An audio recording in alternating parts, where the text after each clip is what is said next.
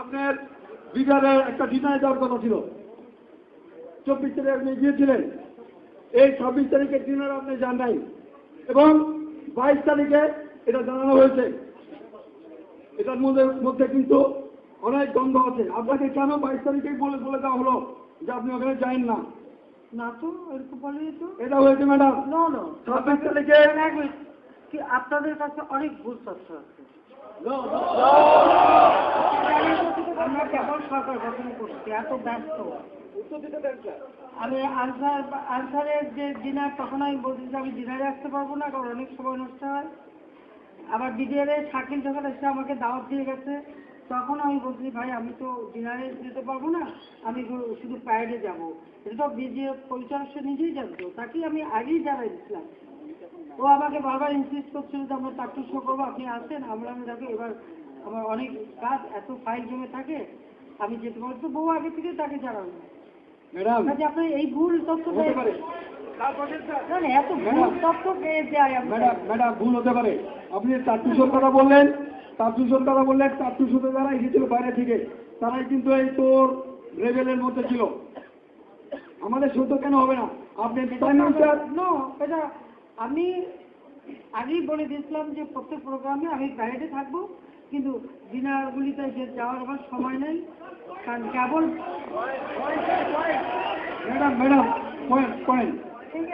Madam আপনি সংসদে দাঁড়িয়ে একজন এমপি বলেছে যে আমরা এই সমস্ত মেজর লেফটেন্যান্ট কর্নেল দেখে নেব। মাননীয় প্রধানমন্ত্রী, এই দেখে নেওয়ার নমুনা যদি এটা হয়, আপনি বিচার করেন।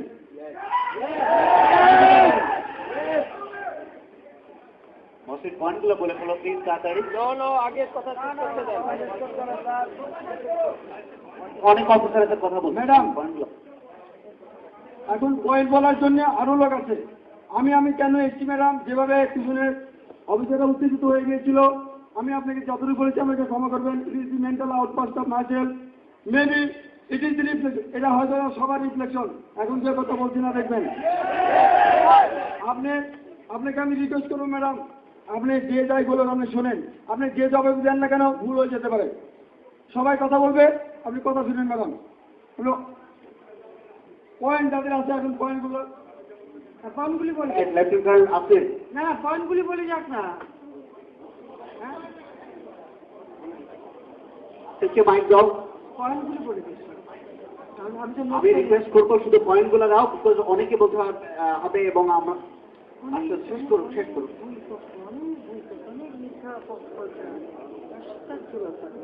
বিসমিল্লাহির রহমানির রহিম। মাননীয় প্রধানমন্ত্রী, মাননীয় সেনাবাহিনী প্রধান এবং সিনিয়র অফিসার বৃন্দ, আসসালামু আলাইকুম। আমি বিডিআরের এই বিদ্রোহীদের এই ঘটনায় আমি একজন ভিকটিম, কারণ আমি ছুটিতে আমার পরিবারের সাথে আমার পারিবারিক বাসস্থানে অবস্থান করছিলাম। আমি পরপর 3 বার মৃত্যুর হাত থেকে রক্ষা পেয়েছি। তারপরে 33 ঘন্টা বিডিআর সেন্ট্রাল কোয়ার্টার গার্ডে মৃত্যুর সাথে পাঞ্জা লড়েছি, কারণ কিছুক্ষণ পর সৈনিকরা এসে আমাকে মেরে ফেলবে। আমাদের সেনাবাহিনীর অফিসারদের স্ত্রীরা এবং আমরা অফিসাররা, শিশুরা সব এক কাতারে কোয়ার্টার গার্ডের সেলের ভিতরে ছিলাম। একটা রুমে 60 জন থেকে 80 জন করে ছিলাম। তখন কোয়ার্টার গার্ডের সেল এবং গার্ড রুম মিলিয়ে নারী, শিশু, বৃদ্ধ, আমার বৃদ্ধা মা প্যারালাইসিস 75 বছর বয়স, তিনিও সেখানে ছিলেন। সবাইকে মিলিয়ে ওখানে আটকে রেখেছে। অথচ মাননীয় স্বরাষ্ট্রমন্ত্রী শুধু লোক দেখানো 25টা অস্ত্র জমা নিয়ে তারপরে কিভাবে আমাদেরকে উদ্ধার না করে ফেরত আসলেন, এটার জবাব আমি সবিনয় আপনার কাছে জানতে চাই। মাননীয় প্রধানমন্ত্রী, আমি আরেকটা কথা বলতে চাই।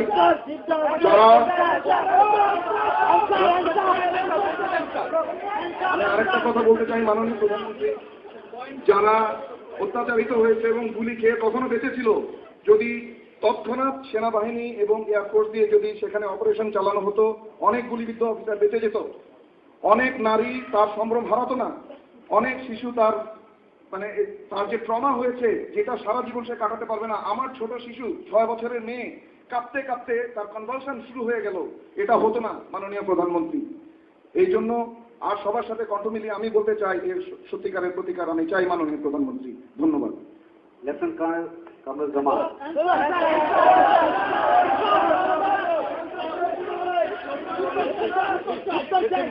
পয়েন্ট শুনে না। আগে তসবিরের কিছু উত্তর চাই, তারপরে পয়েন্ট। এতটা পয়েন্টে উত্তর হবে না। শুনেন, স্বরাষ্ট্র বিডিআর এলাকা কত বিশাল। ওই রাত্রেবেলা তারা কিছু অস্ত্র জমা দেয় এবং স্বরাষ্ট্রমন্ত্রী নিজে গাড়ি করে বাড়িতে বাড়িতে যায়। তখনও কোথায় কে আসে সব দিতে যায় না।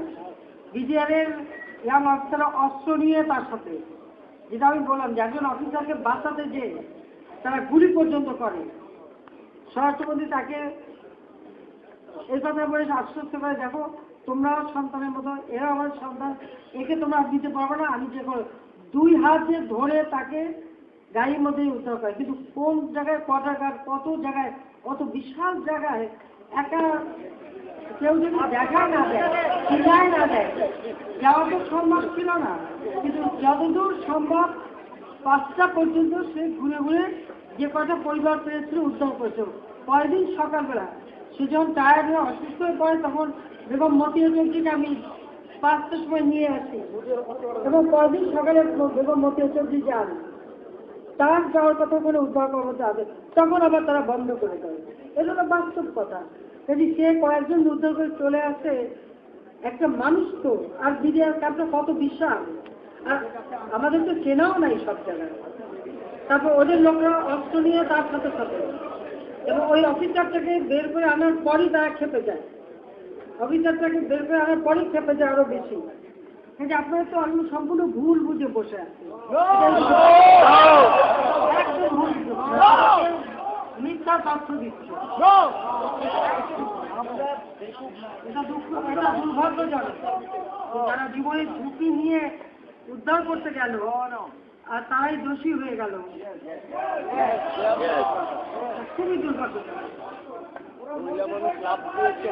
যারা ক্রিমিনাল সঙ্গে জড়িত তারাই খারাপ।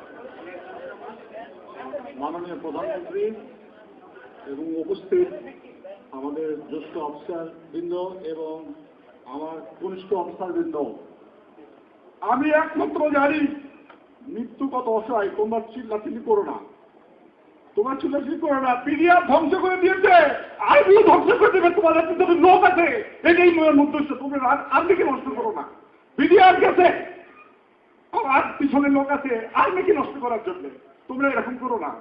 পিছনে লোক আবার ঢুকেছে আর্মিকে নষ্ট করার জন্য, ঐক্য নষ্ট করার জন্য। তোমরা এরকম করো না। আমি তোমাদের অনুরোধ করছি, আমি যেভাবে বেঁচে আসছি অসহায়, আমার মহাপরিচালক বীরের মতো মরেছে, বীরের মতো আমার সামনে। তোমরা নষ্ট করে দিয়েছে পিডিআর, আবার আর্মিকে নষ্ট করার চেষ্টা করতেছে, ষড়যন্ত্র করতেছে। এই বক্তব্য তোমরা নষ্ট করো না। তোমরা তোমাদের মতো থাকো, তোমাদের মধ্যে থাকো।